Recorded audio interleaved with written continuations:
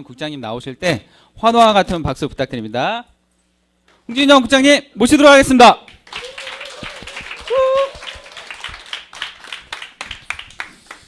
네, 안녕하세요. 좋은 아침입니다. 네,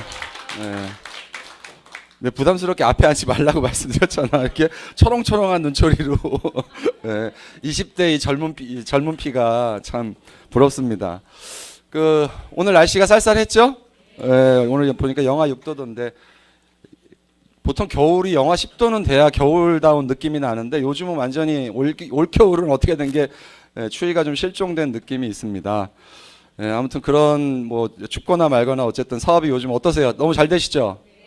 네, 오픈도 안 된 중국에서 지금 너무나 과열이 돼서 지금 본사가 굉장히 우려를 하고 있더라고요. 네, 그래서 아무튼 좀 규정이 어긋나지 않는 방법대로 진행을 해야 될 것 같아요. 뭐 심지어는 가짜 사이트까지 만들어 놓고 막 인증까지 하고 막 그런 일들이 벌어지고 있다라고 하고 저도 이제 그런 얘기를 실제 들었었는데 그래서 이제 산하에서 그런 일이 발생하면 잘못하면 이제 센터를 오픈을 못하게 되는 경우들도 생길 테니까 아무튼 좀 잘 주의를 기울여서 사업을 진행해야 될 것 같다는 생각이 듭니다. 오늘이 드림스쿨 성공의 13단계의 마지막 날입니다. 오늘 12단계, 13단계 이제 한꺼번에 진행을 할 거고요. 이제 마지막 숙제를 제출하는 느낌으로 오늘 이제 나왔습니다. 지난주에 뭐 배웠는지 기억나세요? 잠재의식 기억나는 거 뭐 있으세요? 잠재의식에서 배운 거 기억나는 거 뭐 있으신가요? 네?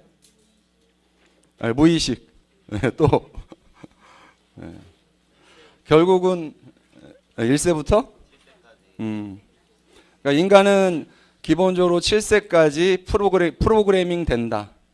그게 나의 잠재의식과 무의식 속에 자리 잡고 왜냐하면 7세 때까지는 뇌가 주로 이제 세타파가 뇌에서 많이 자리 잡고 있는 나이대고 그 세타파는 주로 어른들도 언제 발생한다고 그러죠?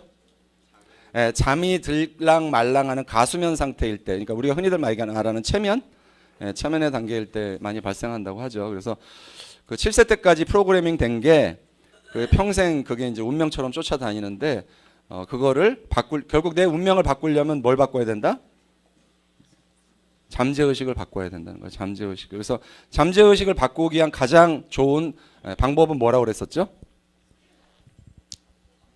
뭐라고 그랬었죠? 그렇죠. 훌륭하십니다. 반복적인 자기 암시. 반복적인 끊임없는 자기 암시를 통해서 잠재의식도 바꿀 수 있다라고 했죠. 그래서 실제로 우리가 체면이라는 거 보면 오렌지 주고서 이렇게 체면 걸고 나서 먹으라고 그러면 맛있다고 하잖아요. 예? 그러니까 그만큼 그 잠재의식이나 이 무의식의 세계가 강하다는 겁니다. 그리고 우리 인간의 세포 50조 개가 우리 몸에 세포 50에서 50조 이상의 세포가 있는데 그 세포 자체에도 뭐가 영향을 준다고 그랬죠? 뭐가 영향을 준다고 그랬죠? 생각이 영향을 준다고 그랬죠. 실제 생각이 내 세포 말단에까지도 다 영향을 준다라는 겁니다. 그래서 내가 어떤 생각을 하고 늘 스스로 자기 암시를 어떻게 하느냐에 따라서 그런 내 몸 전체가 그렇게 구성이 될 수 있다라는 겁니다. 그래서 그러면 이제 긍정적인 사고를 주로 해야 될까요? 부정적인 사고를 해야 될까요? 그렇죠. 누구를 위해서?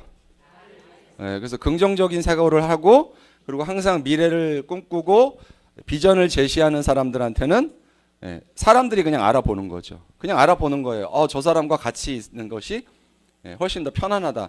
그러니까 비전을 제시하는 사람들을 이렇게 진암철 같은 자석이 있어요. 사람들이 가서 탁탁 달라붙는 거예요. 그 사람한테는. 그래서 절대로 이 잠재의식이 충만하고 어떤 그 공헌이나 기여에 대한 사회적인 욕구 이런 그런 거가 강한 사람들은 사람들한테 항상 자기를 팔 때 뭘 팔죠? 신념을 팔게 되죠.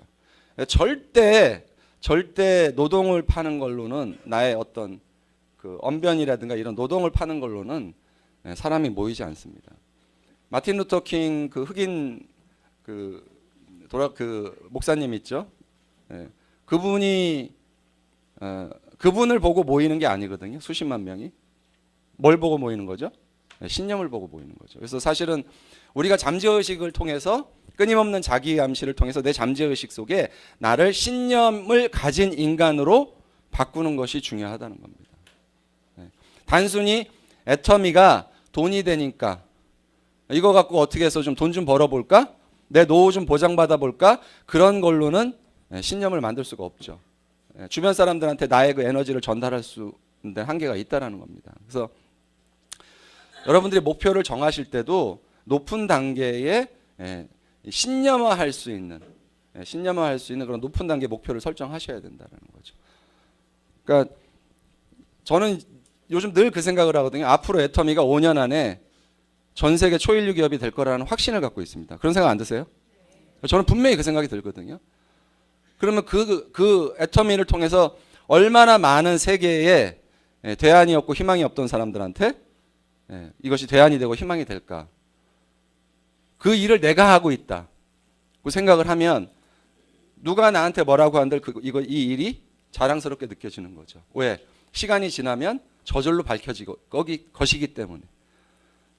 그래서 사업을 전달할 때도 여러분이 보다 높은 단계의 애터미라는 사업의 내용을 내 잠재의식 속에 뭘로 집어넣어야 돼요? 높은 단계의 신념. 인간들은 개인을 위해서 인간이 굉장히 이타적인 거 아세요? 자기가 아프면은 병원 가라 그래도 안 가죠. 강아지 아파서 밥 못 먹으면 아주 미쳐요 엄마들. 우리 새끼 왜 그러니? 왜 밥을 안 먹니? 막 토해놓으면 막 특히 저 이정희 국장 보면 참 웃기거든요. 막 이렇게 토해놓으면 막 미치려고 그래요. 너 어디 아프니? 병원 데려가는데 근데 본인이 아프면 아무리 약을 먹으라도 안 먹거든요. 그러니까 인간은 기본적으로 이타적인 생각을 갖고 태어났고 남을 위한 이타적인 생각을 할 때 본인이 행복함을 느껴요. 근데 우리가 금전적인 문제에서 특히나 이제 우리 동양 사회에서 한국 사회에서 유교 문화를 거친 이 한국이 돈이라는 문제에 대해서 특히 장사하는 사람들에 대한 부분에 대해서 마음에 뭐가 있어요? 천시 여기는 게 있거든요. 유태인들은요, 그 탈무드에 나와 있는 내용이에요. 경제 교육을 시키는 것은 신의 사명이라고, 그러니까 신으로부터 부여받은 사명이라고 그래서 어린 아이 때부터 노동 없는 용돈을 절대 주지 않습니다. 예. 그러니까 그런 것들이 이제 잠재 의식 속에부터 아주 깊숙이 자리가 잡혀서 아이비리그 아시죠? 미국에서 제일 비싼 대학이잖아요. 그 좋은 대학교들, 뭐 하버드니 예일이니 이런 뭐 그런 대학교의 입학생의 30% 이상이 유대인이잖아요, 그죠? 전체 인구의 0.1%밖에 안 되는 나라가 아이비리그 입학생의 30% 이상이 유대인이라는 거. 그러니까 그만큼 어렸을 때부터 잠재의식에 그런 식의 교육을 시키는 것이 얼마나 중요하냐. 그러니까 바꿔야 된다. 잠재의식. 잠재의식을 바꾸지 않으면 100m를 5초에 뛸 수 있어요? 없어요? 없는 것처럼 성공하기가 어렵다. 나의 현재 의식으로는. 그래서 항상 늘 긍정적으로 항상 나는 행복하다. 난 참 행복한 사람이다. 감사하다. 세상이 날씨가 좋아도 감사하고 나빠도 감사하고 이런 이치죠. 이게 지구라고 치고 여기 이제 북반구 남반구가 있죠. 여기 이제 깊이 들어가면 뭐가 있어요? 산도 있고 하천도 있고 그죠? 논도 있고 밭도 있고 여러 군데가 있어요. 하늘에서 비가 내리잖아요. 그러면 논물에 떨어지면 무슨 물이 돼요? 논에 떨어지면 논물이 돼서 쌀을 생육시키죠. 그죠? 밭에 떨어지면 뭐가 되죠? 밭에 작물을 키워요. 하천에 떨어진 물은 강물이 되고 바다에 떨어진 물은 바닷물이 됩니다. 똑같은 비예요. 그죠? 그러면 이제 거름통에 떨어진 비는 뭐가 될까요? 똥물이 되는 거예요. 결국은 세상에 일어나는 모든 일은 누구한테나 다 똑같이 벌어지는데 어떤 사람한테는 그것이 그 사람 마음이 거름통이면 뭐가 들어와도 똥물이 되는 거고 내 마음이 바다 같으면 뭐가 들어와도 바닷물이 되는 거죠. 그래서 우리의 잠재의식을 정말 크고 무엇이라도 수용할 수 있는 그러니까 물 같은 속성을 닮은 그런 사업자들이 되면 분란이 일어날 수가 없죠. 어떤 단체든지요 분란이 일어나면 성장이 딱 멈추게 됩니다. 그래서 분란을 만들지 말아야 된다. 그래서 비비불 하지 말아야 된다. 비비불 하는 순간 나의 온몸에 세포가 그걸 의식한다. 예, 그런 이제 복습을 좀 해봤고요. 자, 두뇌의 단계입니다. 예. 잠재된 이 뇌 능력을 이제 깨우라는 챕터인데요. 나폴레옹 힐이 후반부로 가면서 약간 그 좀 과학적인 내용들도 집어넣고 막 이래서 저도 그 이 내용들을 정리할 때 좀 쉽지는 않았는데, 인간은 기본적으로 어떤 감각 신호가 들어오죠. 뭘로 해서 통해서 들어오죠? 눈, 또 코, 입, 귀, 촉각, 뭐 이렇게 또 뭐 피부. 피부가 뇌랑 똑같이 저 세포 분화될 때 뇌랑 같은 단계 그 3배 맨 끝에 있죠. 거기서부터 분화돼서 피부도 제2의 뇌라고 하더라고요. 그래서 어쨌든 이런 감각신경을 통해서 출력이 되죠. 운동신경으로. 그래서 인간은 기본적으로 자극을 받으면 그것이 신경 시스템을 거쳐서 반드시 반응을 하게 된다는 겁니다. 그래서 오감을 자극받으면 동일한 자극이 계속 반복된다. 그래서 그 나이가 들면 참 세월이 빨리 간다라고 그러죠. 그런 거 느끼세요? 우리가 두루마리 휴지를 푸는 원리라고 그러죠. 처음에는 천천히 풀리다가 나중에 얇아지면 정신없이 풀려요. 그죠? 그래서 나이가 들면 들수록 시간이 빨리 간다라고 그래요. 그게 왜 그런 줄 아세요? 새로운 경험이 없으면 시간이 빨리 간답니다. 내가 1년을 지내봐도 과거 수십 년 동안 살아온 거랑 다른 경험이 새로운 게 없어? 그러면 시간이 한 것도 없이 빨리 가게 된 거죠. 어린아이들이 왜 1년이 그렇게 평생이 그렇게 길게 느껴졌는지 아세요? 어렸을 때 보면 엄청 길지 않았어요? 그죠?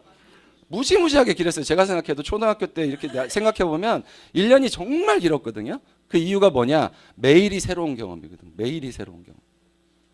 그래서 우리가 나이를 먹어도 새로운 경험을 계속 끊임없이 하시는 분들한테는 1년이 길게 된다라는 거예요. 뇌라는 것이 결국은 동일한 자극만 계속 가해지는 거예요. 새로운 경험 없이. 동일한 자극만 되면 결국은 그 뇌에도 회로가 있다라고 그러죠. 이렇게 회로가 구성이 되잖아요. 그것이 그 회로 자체로 기억이 되는 건데 맨날 쓰는 부분만 활성화되는 거예요. 새로운 경험이 없기 때문에. 그래서 5%만 활성이 된다. 그래서 우리가 그럼 95%를 깨워야 된다는 거죠. 이해되시죠? 이게 뭘까요? 멍게입니다. 멍게. 멍게가 이렇게 유생의 단계 때는요, 꼬리도 있고 척수도 있어요. 그래서 이렇게 헤엄을 치러 다니면서 포식자들을 피해서 이렇게 도망을 치는 저런 형태로 돼 있거든요. 그러다가 얘가 이렇게 바위가 있으면 바위나 이렇게 자기가 붙을 때가 있잖아요. 그럼 딱 붙어요. 그럼 그때부터 얘가 뭐를 하는 줄 아세요? 필요 없는 부분을 먹어 치웁니다. 일단 이 머리와 척수 부분을 먹어 치워요. 이제 생각할 필요가 없는 거죠. 그 다음부터는 뭐만 하면 돼요? 그냥 먹이가 들어오면 그냥 걸러내기만 하면 되는 거예요. 뇌를 쓸 일이 없어져 버린 거죠. 척수, 이 신경계통을. 인간도 멍게처럼 살 수가 있어요. 생각 없이 그냥 우리가 흔히들 얘기하는 바보상자라고 그러죠.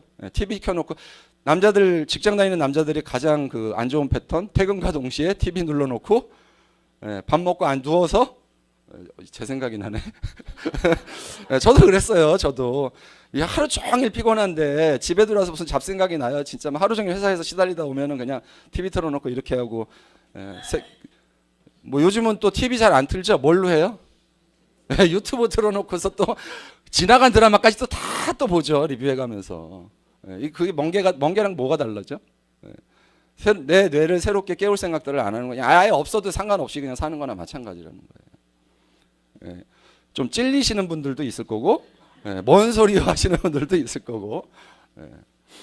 그래서 인간의 두뇌라는 거는 무선 통신과 흡사한 구조로 다른 사람의 두뇌로부터 발신된 신호를 수신하는 능력이 있다는 거예요.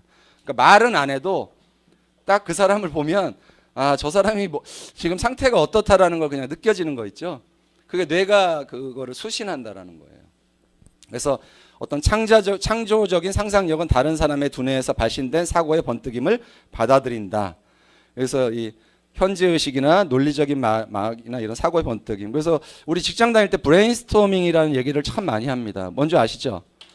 그냥 관련 부서들 새로운 프로젝트가 발생되면 관련 부서 직원들 싹 모아놓고요. 마음 놓고 그냥 떠들게 합니다. 그냥 무슨 아이디어든지 좋으니까 다 얘기하라고 그래요. 그 중에서 갑자기 이거다 하는 게 딱 나오거든요. 예, 그 얘기예요 지금. 예. 다른 사람의 아이디어를 듣는 와중에 그거를 변화시키는 거죠. 그 야놀자 아세요? 모텔 사이트, 모텔 예약하는 사이트죠. 야나도 말고, 야나도 영어 할 수 있다 그거 말고 야놀자. 그 모텔 그 야놀자로 그 앱을 만드신 분이 수백억을 벌었죠. 그분이 직업이 뭐였는지 아세요? 모텔 청소하는 그 왜 손님 나가고 나면 방 청소하는 사람이었거든요. 예. 근데 자기가 보니까 모텔 하루 종일 비어 있는 시간이 훨씬 많아. 근데 이 호텔 같은 거를 우리가 이제 휘발성 상품이라고 그래요. 시간이 지나면 팔 수가 없잖아요. 24시간 지나면 뭐 아무 의미 없잖아요. 또 사람 24시간을 기다리는 거일 뿐일 뿐. 그러면 이 휘발성 높은 상품을 어떻게 하면 팔 수 있을까? 그러면 서울에 있는 모든 호텔의 빈 방을 그냥 딱 그 방이 필요할 때 딱 예약해서 들어온 사람한테 싸게 공급할 수 있으면 내가 그거를 할 수 있으면 그거 대박일 텐데 그 아이디어를 끊임없이 그 사람이 생각한 거예요. 그래서 그거를 결국은 앱으로 만들어서 수백억 재산가가 됐습니다. 그걸 팔았죠. 결국은 그런 어떤 아이디어나 상상력 이런 것들이 어떤 개인 다른 사람과의 대화 속에서도 내가 잠재의식 속에 뭔가 그런 걸 계속 추구하면 그런 결과를 만들어낸다라는 겁니다. 그 우리가 가끔 이제 들어보는 겐팅 카지노 아세요? 겐팅 하일랜드라고. 말레이시아 그 쿠알라룸푸르에서 차로 한 1시간 정도 거리인가요? 케이블카 타고도 거의 30분인가 40분 가까이 올라갈 겁니다. 케이블카만 타고도 어마어마하게 높고요. 말레이시아인데 거기 올라가면 이제 겉옷을 안 입으면 추워요. 그러니까 완전히 완벽한 리조트죠. 골프장도 있고 굉장히 아름답습니다. 근데 거기도 마찬가지로 그 겐팅 아일랜드를 만든 사람이 그 깎아지는 절벽 꼭대기 위에다 호텔을 세운 거예요. 어마어마하게 넓어요. 어마어마하게 넓어. 그거 짓다가 수도 없이 많은 사람이 죽었거든요. 추락사고로. 근데 그 사람이 그거를 질 때 말레이시아는 기본적으로 무슬림 국가죠. 무슬림 국가는 도박이 돼야 한대요. 법률적으로 엄격하게 금지돼 있죠. 심지어는 이자 놀이도 못 합니다. 무슬림 국가는 은행에서 이자 받고 돈 빌려주고 이런 거가 다 불법이에요. 그런데 그런 나라에 싸가 카지노를 지을 생각을 한다. 쉽지 않죠. 끊임없이 생각한 거예요. 내가 어떻게 하면 저기다가 리조트를 지을까. 자기 막 꿈을 꾼 거죠. 그 사람이.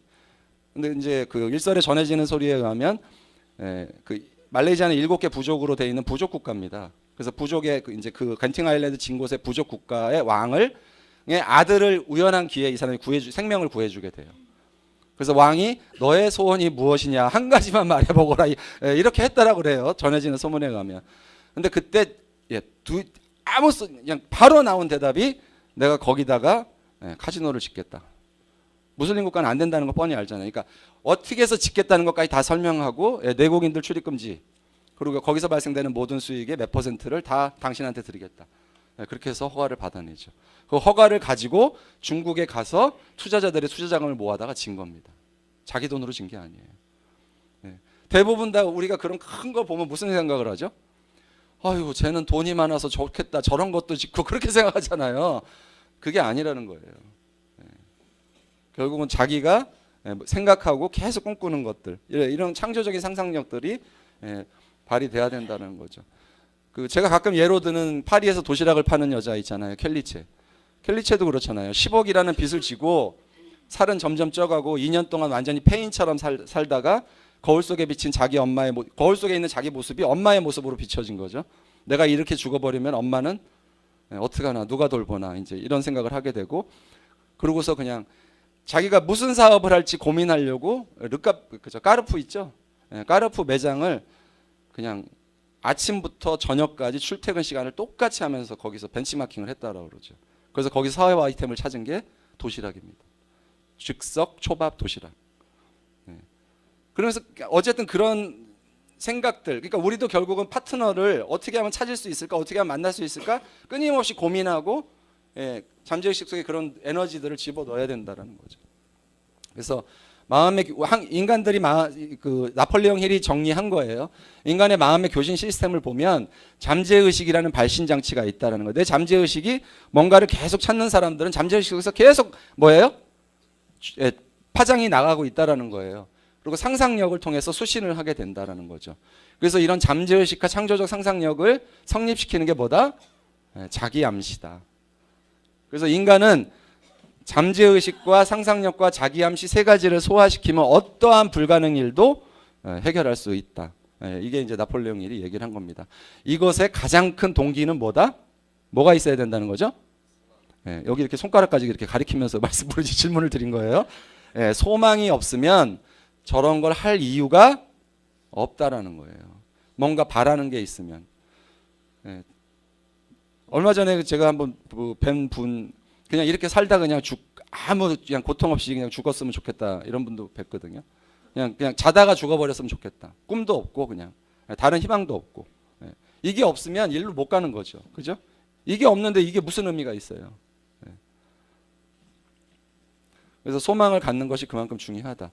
그래서 이 지구상에는 눈에 보이지 않는 힘이나 지성에 대해서 알고 있는 것은 거의 없다. 눈에 보이지 않는 이 힘이 음식물, 의복, 동전까지도 만들어내고 있다. 이게 이제 책에 있는 문구를 그대로 썼는데, 그러니까 실제로 이 천체를 돌리는 걸 보면 생각해 보세요. 지구처럼 이렇게 무거운 게 어떻게 공중에 떠 있어요, 그죠? 어떤 원리로 떠 있을까? 과연 이 우주에는 생물이 살고 있는 건 여기밖에 없을까요? 절대 그렇지 않겠죠. 어딘가 그런 똑같은 환경이 있을 거고. 그러니까 그건 우리가 눈에 보이지 않는 것이라는 거죠. 눈에 보이지 않지만 실제 그것이 움직이고 있다. 우리의 이 얘기를 쓴 이유가 뭐냐면요. 우리 두뇌가 갖고 있는 어마어마한 힘들을 잘 모른다라는 거예요. 눈에 보이지 않는다는 이유로. 실제로 1900년도 초반부터 미국이 많은 실험을 했죠. 텔레파시에 대해서. 지구 반대쪽에다가 상자 안에다가 카드를 집어넣고 텔레파시 강한 사람들한테 신업을 했는데 너무나 높은 확률로 그 카드를 맞히더라는 거예요. 지구 반대쪽에다가 카드를 했는데도. 그걸 투시하는 힘이 있다라는 거죠. 그래서 인간의 뇌는 그만큼 개발할 수 있다라는 겁니다. 그래서 좋은 아이디어를 얻는 방법, 이거는 뭐 그냥 팁이고요. 한 가지 문제에 대해서 어떠한 착상 없이 있는 그대로 발표하는 것이 중요하다. 이게 아까 브레인스토밍 말씀드린 거 있죠? 그거예요. 그러니까 누가 의견을 개진하던 야 좋은 의견 없어? 야 그런 얘기 좀 하지 마. 이런 얘기를 하지 말라는 거죠. 어떤 의견도 개진해서 자기 어떤 창조적인 아이디어로 받아들이는 게 필요하다. 왜냐하면 전 세계의 모든 부는 그런 창조적인 아이디어에서 시작됐기 때문에.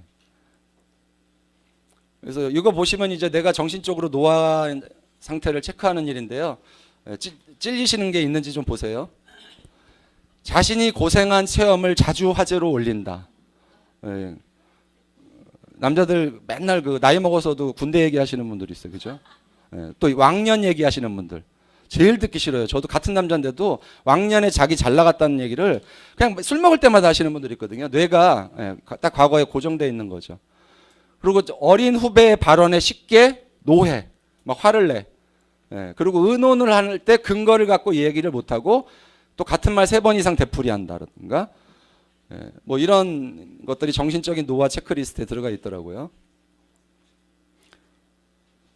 그래서 뇌의 기능을 유지하기 위한 항목들로서 뭐 이런 것들이 있습니다. 새로운 지식을 계속하고 남에게 의뢰하지 않고 자기가 직접 한다라든가 이런 건데 제일 중요한 게 뭐냐면요. 책을 읽는 거예요. 책을 많이 읽는 사람은 사실은 운명을 개척할 수 있다고 합니다. 이유가 뭔지 아세요? 책을 많이 읽는 사람들은요. 메타인지가 개발이 된다라고 그래요. 메타인지 뭔지 아시죠? 내가 무엇을 모르고 무엇을 아는지 알게 되는 것. 그래서 책을 많이 읽는 사람들은 자기가 부족한 게 뭔지 알기 때문에 원인을 밖에서 찾지 않고 나한테서 찾는다는 거예요. 그래서 책을 많이 읽는 사람들이 성공할 확률이 높다라는 거죠. 그렇게 해서 뇌가 개발이 된다. 요거 동영상 좀 한번 틀어주시겠어요? 아까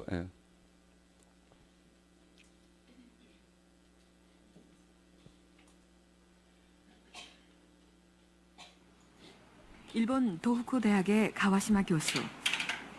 그는 책을 읽을 때와 그렇지 않을 때 뇌가 어떻게 활동하는지를 연구해서 세계적인 명성을 얻었습니다. 먼저 첨단 장비를 이용해 만화를 볼 때 뇌가 어떻게 활동하는지를 체크했네요. 붉은 부분은 활동, 푸른색은 비활동을 나타냅니다. 만화와 책을 볼 때 뇌의 상태를 보겠습니다. 책은 온통 붉은색인데 비해 만화는 약간만 붉은색을 띠네요. 다음은 현대인의 친구가 돼버린 비디오 게임입니다. 뜻밖에도 뇌의 대부분이 푸른색으로 변합니다. 활동이 떨어지기 때문입니다. 가와시마 교수는 그 이유가 상상력의 차이라고 말합니다. 想像力と読書の関係をどこが結びつけるかというと、私は前頭前野という脳だと思っています。子供たち、私たちの想像力というものは全てこの前頭前野という脳から出てきます。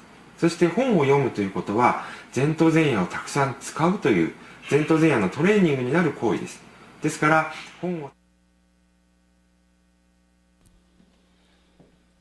실제로 책을 읽는 것과 그냥 만화책을 읽는 것과 게임하는 것과 뇌가 어디가 제일 활성화됐죠? 예. 심지어 이제 TV나 유튜브를 보는 걸로는 뇌가 활성화가 될 수가 없다라는 거죠. 그래서 독서를 많이 하셔야 된다. 요즘 한국 분들 10명 중에 4명이 1년에 책 한 권도 읽지 않는다는 통계도 있거든요.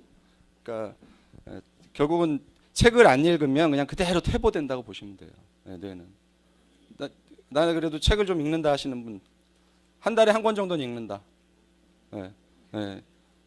읽으셔야 돼요. 책 안 읽으시면 이제 어차피 우리가 이 사업을 갖다가 한 대여섯 명하고 사업하려고 하는 거 아니잖아요. 조직이 커지면 커질수록 리더들이 그 어떤 그 책을 통해서 나오는 어떤 그 다양한 그 경험, 그 지식이나 이런 것들이 리더십에 굉장히 크게 영향을 미치거든요. 그래서 책들을 많이 보시는 게 중요합니다. 네, 다음 장으로 좀 넘겨주시겠어요? 안 넘어가네요. 네. 그래서 그 두뇌에서 꺼내는 것이 장기 기억의 열쇠다. 이게 무슨 말이냐면 강의를 그냥 듣잖아요. 이렇게 듣고 다음 주에 제가 오늘 들은 강의 내용을 질문 드리면 아마 대부분 기억 못 하실 거예요. 왜냐하면 강의를 듣고 기억에 남는 게 5%밖에 안 남아요. 그 다음에 책을 읽는 걸로는 10%밖에 안 남아요.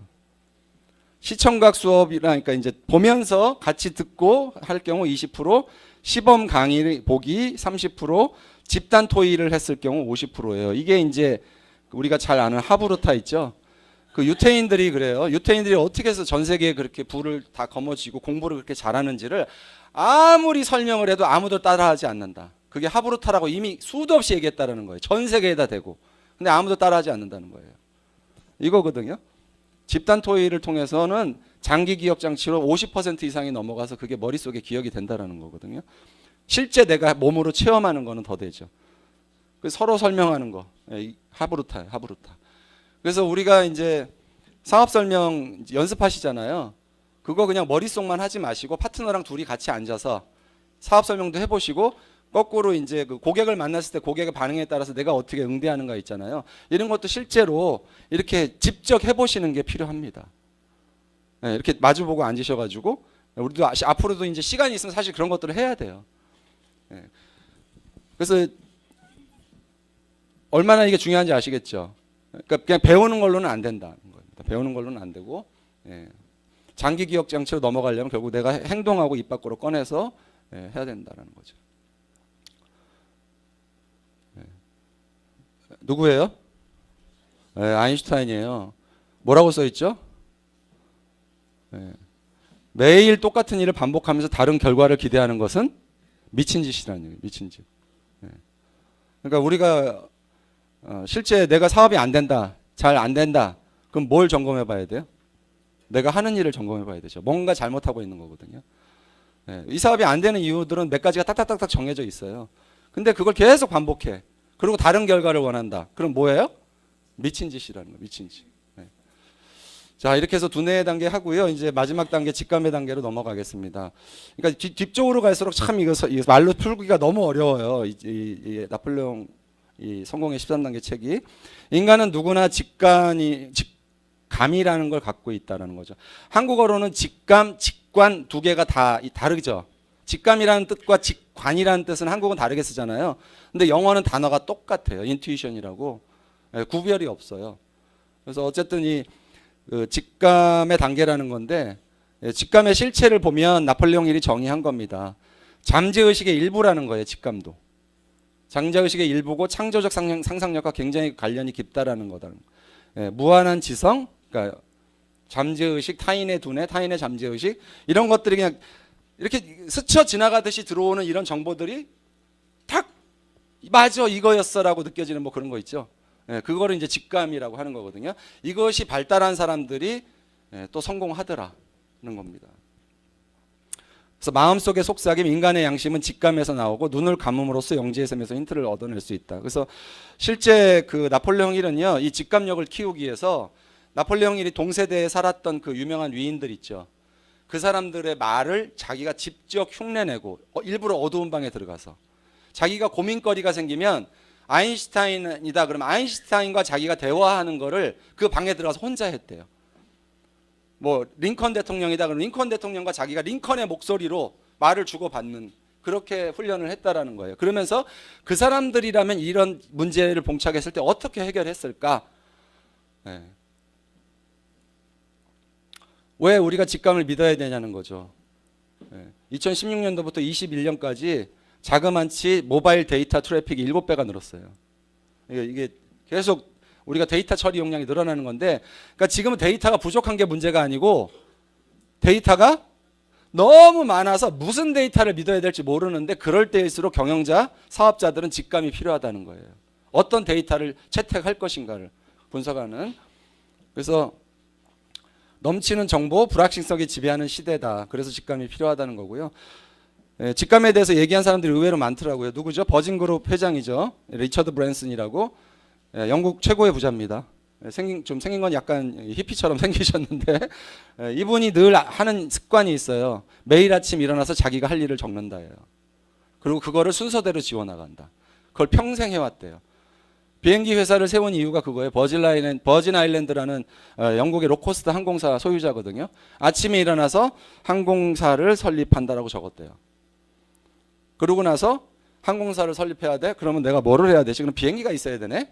그래서 보잉사를 찾아갔대요. 내가 항공사를 설립할 테니까 너 나한테 비행기 좀 빌려줘. 대여를 한 거예요. 빌리는 걸로. 그리고 은행에 가서는 나는 항공사를 운영할 테니까 나한테 돈 좀 빌려줘. 차근차근 그 일들을 해나가는 거예요. 차근차근. 그래서 항공사 설립해서 지금 영국 최고의 항공사 소유자가 됐어요. 그냥 아침에 일어나서 자기가 적은 걸 무조건 실천한대요. 그냥 행동으로 옮긴다. 무조건. 자기 성공의 큰 원동력, 아침에 일어나서 무조건 그날 할 일을 적는다. 이 사람. 그래서 이 사람은 통계보다 자기 직관을 훨씬 믿었고, 링컨도 중요한 결정은 전문가나 책이 아니라 내 직관에 따라서 믿는다. 신이 인간에게 가장 유일하게 가치 있는 것이 선물한 게 직관이라는 거죠. 상상력과 직관. 나폴레옹 힐이 실제로 아까도 말씀드린 것처럼 이런 식으로 한 거예요. 링컨이나 에디슨이나 카네기, 나폴레옹 이런 사람들의 흉내를 자기가 그냥 골방에 들어가서 안 나와요. 자기가 원하는 답을 얻을 때까지. 자기가 링컨하고 대화하는 것처럼 하는 거예요. 근데 이거를 몇 년째 하고 나니까 자기가 소름이 끼치는 순간이 딱 온 거예요. 진짜 자기가 링컨처럼 생각하고 카네기처럼 말을 하고 있고 성공자의 모습을 그대로 복제하는 거예요. 자기 스스로가. 그래서 우리도 얼마든지 그렇게 가능하다는 거죠. 박한길 회장님처럼 생각하고 이럴 때 박한길 회장님은 어떻게 했을까? 이럴 때 우리 노정구 단장님이면 어떻게 했을까? 딱 본인이 롤모델로 삼고 싶은 리더들이 있을 거 아니에요? 그런 사람을 늘 마음속에 그려보는 거죠. 그래서 이 나폴레옹 힐이 실제로 했던 일입니다. 상상 속에 끊임없이 그 사람들과 회의하면서 자기가 느꼈던 건데 처음에 이 내용을 최고에다 적을까 말까 되게 고민했대요. 자기를 정신병자로 생각할까 봐. 근데 이걸로 통해서 자기가 얻은 효과가 어마어마하게 컸다라는 거예요. 그 사람처럼 몇 년 동안을 생각했더니 정말 그 사람처럼 행동하고 그 사람처럼 사고 돌아다니더라는 거예요. 당초 상상 속의 회의를 열었던 당초의 목적은 오로지 소망과 자기암시의 법칙을 통해 잠재의식을 자극하는 게 목적이었는데 완전히 다른 방향으로 전개됐다. 나의 어려운 문제만이 아니라 의뢰하는 사람들의 고민까지 눈에 보이지 않는 멘토들과 교신하게 됐다라는 거죠. 실제로 그래서 나중에 나폴레옹 힐이요, 이제 그 기업들 있죠, 컨설팅까지 받았대요. 우리 회사 이런 고민이 있어 그러면 그걸 갖고 방에 들어가서 그 문제를 제일 잘 풀 만한 사람, 예? 헨리 포드다 그러면 헨리 포드처럼 헨리 포드랑 계속 자기가 대화를 했다는 거예요. 그 훈련이 되고 나니까. 그래서 딱 해법을 만들어서 기업에다 주는 거예요. 정말 재밌죠? 네. 그만큼 인간의 두뇌에 대해서 이 나폴레옹 힐이 굉장히 많은 연구를 했더라고요. 그래서 직감을 개발하는 방법들로 뭐 이렇게 여러 가지가 있는데 결국은 이 중에서 따라할 만한 거 저도 몇 가지 해봤는데 쉽진 않아요. 그래서 직감에 그만큼 이제 이런 많은 책들이 나와 있습니다. 이거 뭐 다 읽으실 필요는 없고요. 그래서 그만큼 직관을 깨우는 게 중요하고 두뇌를 그만큼 개발하는 게 중요하다는 얘기죠. 대단원의 막을 내리기 전에 이제 총 정리한 건데요. 우리가 살 때 내일을 살 수 있나요? 그러면 모레는 살 수 있어요? 내일 살 수 없고 어제도 살 수 없고, 그죠? 우리가 사는 건 언제죠? 오늘이라는 구획을 정해서 살으라는 얘기입니다. 우리 인생에서 모든 면에서 과거를 닫으면, 지나온 과거의 문을 닫고 이미 소용없는 어제의 철문 닫히는 소리를 딱 닫아버리라는 거예요. 다가오지 않는 내일도 닫아버리라는 거예요. 우리 앞으로 닥칠 걱정하는 분들 엄청 많죠. 그 해결이 돼요? 걱정을 했는데 걱정이 없으면 걱정할 일이 없네. 그런 얘기도 있고, 그죠? 그래서 비로소 우리의 오늘이 안전해진다는 거예요. 어제도 끊고 미래도 끊고, 쉽게 얘기하면 내가 바꿀 수 없는 일에 대해서 고민할 필요가 없이 오늘만 집중하라는 얘기죠. 그래서 내일의 길은 가장 강한 사람까지도 무릎 꿇게 한다. 그게 뭐냐? 내일 일어날 일에 대한 고민은 정말 강한 사람들도 무릎 꿇게 한다라는 거죠. 그냥 오늘만 생각하라는 거예요. 제가 삼성 근무할 때 이제 그 개발 프로젝트들이 생기면요, 이게 성공하는 방식하고 똑같더라고요. 제가 보니까 새로운 신모델 개발 프로젝트가 과제로 주어집니다. 레이저빔 프린터를 개발하라, 이런 식으로. 그러면 개발하다 보니까 레이저빔 프린터가 개발돼요? 아니면 개발을 목표로 했기 때문에 개발을 하기 시작하는 거예요? 목표로 삼죠. 근데 이걸 어떻게 삼냐면요, 앞으로 5개월 뒤에 신제품 출시합니다라고 목표를 세워요. 그러면 5개월 뒤에 신제품 출시를 위해서 이걸 이제 달로 쪼갭니다. 그리고 이 달에서 또 날짜를 일별로 쪼개요. 그래서 여기서 늦어지죠. 그러면 그 부서 전체가 고가가 굉장히 안 좋게 돼요. 부서장은 말할 것도 없고 부서원 전체가 고가가 마이너스 고가를 받게 돼요. 근데 땡겼다. 고가를 엄청 잘 받게 돼서 나중에 연봉이라든가 이런 승진할 때 좋은 영향을 주거든요. 그럼 이 사람들이 이걸 땡기기 위해서 어떻게 할까요? 이 매일매일을 그냥 사는 거예요. 심지어 만약 하루가 딜레이 됐다. 그럼 그날 집에 안 가요. 아예. 그리고 이게 될 쯤되면 아예 그냥 밤을 새 회사에서 한 보름씩 집에 안 가고 그러면서 막 해내는 거거든요.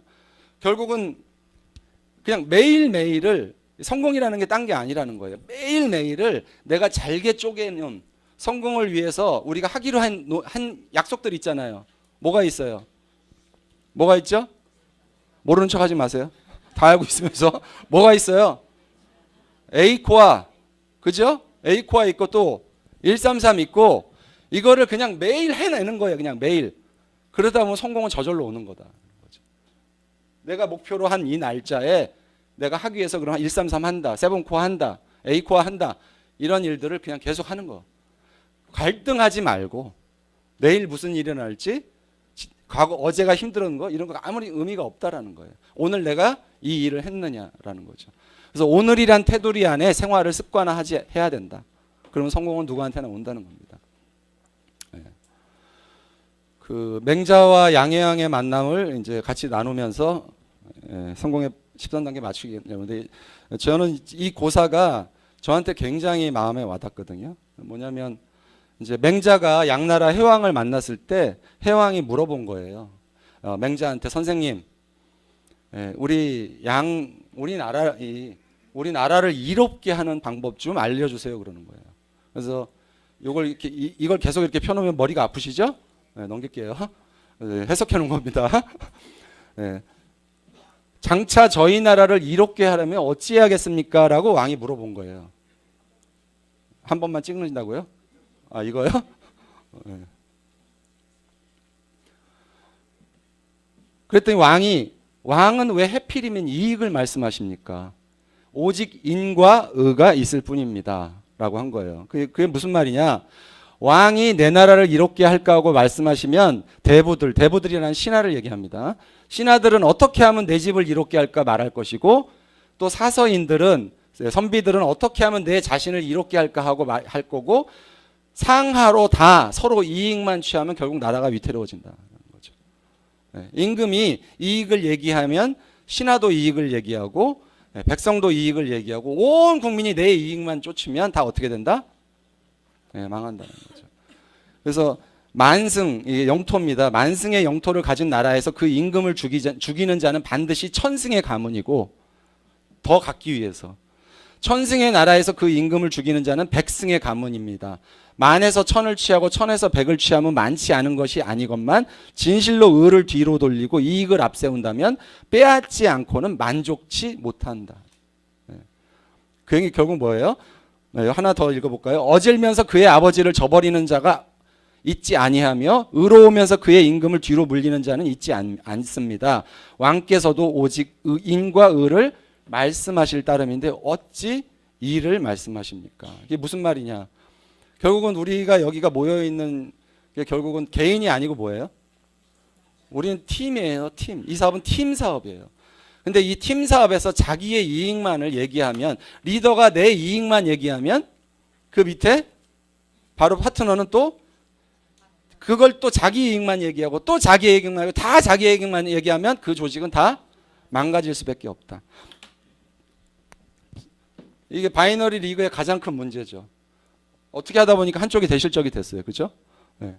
제가 진짜 정말 놀라운 대화를 들었는데요. 이제 한 분이 자기 이제 그 파트너분하고 얘기하는 거예요. 야, 내가 이 사업을 해보니까 왼쪽도 내 파트너더라? 그러셨어요. 아니, 일부러 그러신 거예요. 이 친구를 떠보기 위해서. 그랬더니 그분이 하시는 말씀, 진짜 그러냐? 네가 나보다 사업을 더 잘하니까 잘 알겠지. 자기 왼쪽은 아예 사업자로 안 하는, 자기 파트너라고 생각도 안 하는 거예요. 네. 심지어는 여기서 더 잘 되면은 화내시는 분들도 있잖아요. 그죠? 네. 내가 여기 이게 대실적이라고 해서 여기만 돌보면 어떻게 돼요? 내 이익만 원하는 거죠. 네. 여기서 갈등이 생기는 거예요. 그냥 다 내 파트너고 그냥 그걸 떠나서도 그냥 다 같은 얼마나 서로 안쓰러운 측은지심이 있어야 돼요. 그죠? 어떻게든 열심히 뭔가 꿈을 이뤄보겠다고 나온 사람들이잖아요. 그럼 서로 어떻게 해야 돼요? 도와야 되죠. 그래서 의로움과 인을 가지고 파트너를 대해야지 내 이익을 기준으로 파트너를 대하기 시작하면 그 조직은 반드시 어떻게 된다? 서로 빼앗지 않고는 버틸 수가 없다라는 거예요. 그래서 이건 파트너도 마찬가지입니다. 파트너도 나만 도와달라고 하는 파트너 있고요. 아무리 도와도 고맙다는 얘기 안 하는 파트너분들 계세요. 아무리 도와도. 그리고 불평하고 불만하고. 그래서 결국은 그런 어려움들을 이겨내려면 어쨌든 그런 마인드를 가진 분들이 되시려면 뭐가 있어야 되냐? 꿈과 소망을 가지신 그런 분들이 되셨으면 좋겠습니다. 시원섭섭합니다. 어떠셨어요? 이제 감사합니다.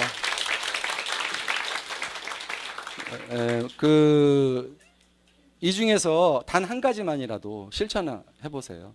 아침에 일어나서 그날 할 일을 적는 것만이라도 실천해 보시든가, 아니면 꿈을 적어놓고 반복해서 읽는 걸 실천해 보시든가, 자기 암시 강화해서 반복적인 자기 암시를 해서 좀 다른 사람으로 바꿔 보시든가.